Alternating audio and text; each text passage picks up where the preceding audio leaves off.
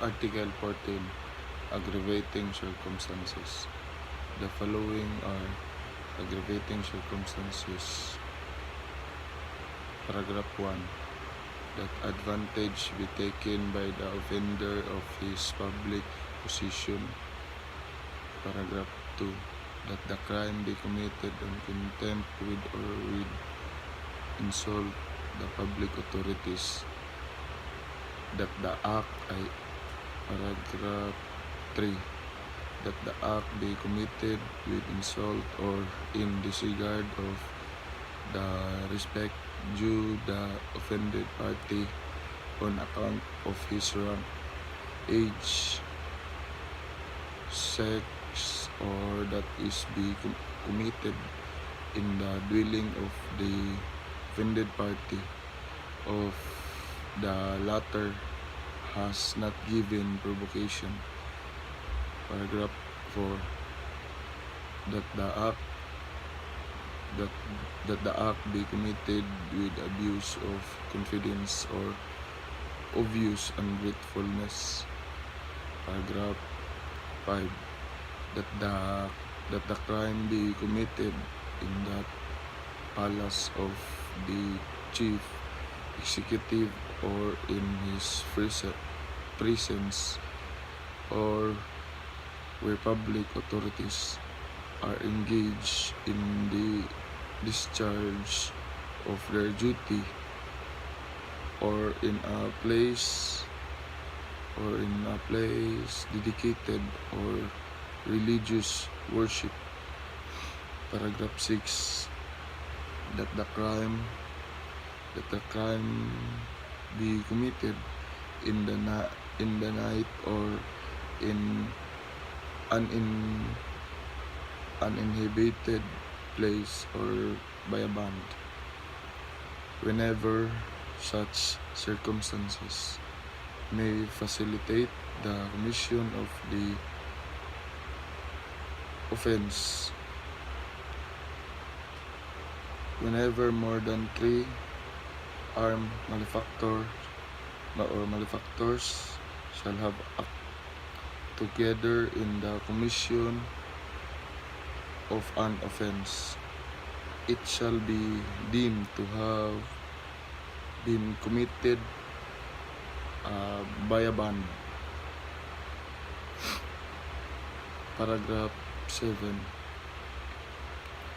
That the crime he committed on the occasion of a conflagration, shipwreck, earthquake, epidemic, or other calamity or misfortune. Paragraph 8. That the crime be committed with the aid of armed men or persons who ensure or afford impunity. Paragraph 9. That the accused is a recidivist. Paragraph 10. That the offender has been previously punished and offense to which the law attaches an equal or greater penalty, or for 2 or more crimes to which it attach a lighter penalty.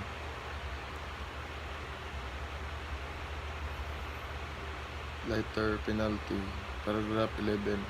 That the crime be committed in consideration of a prize, reward, or promise. Paragraph 12.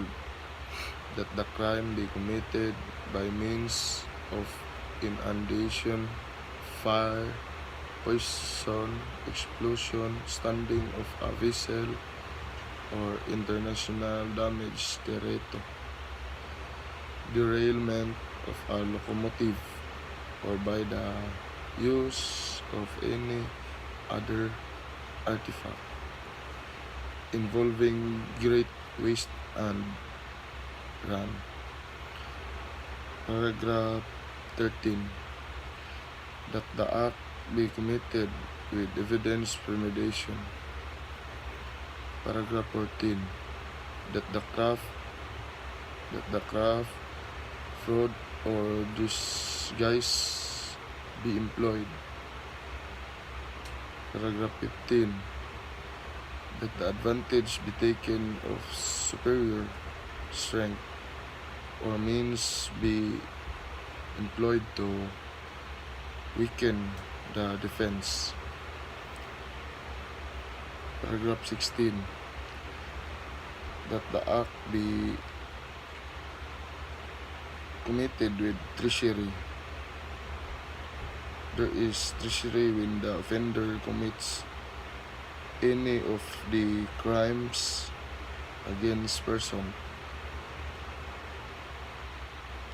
Employee means method or forms in the executive thereof which tend directly and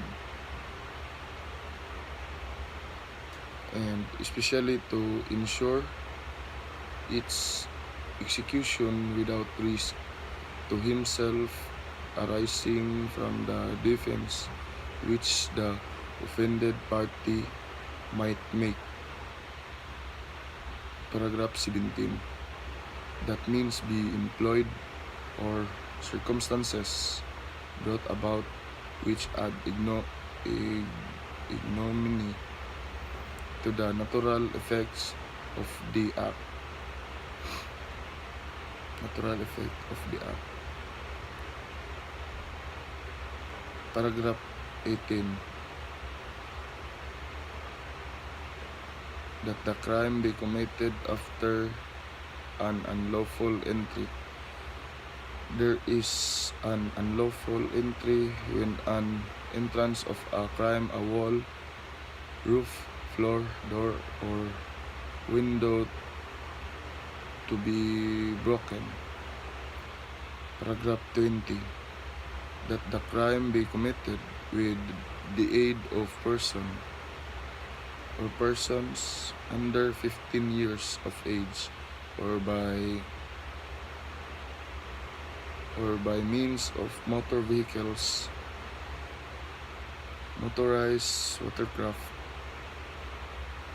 and airship or other similar means.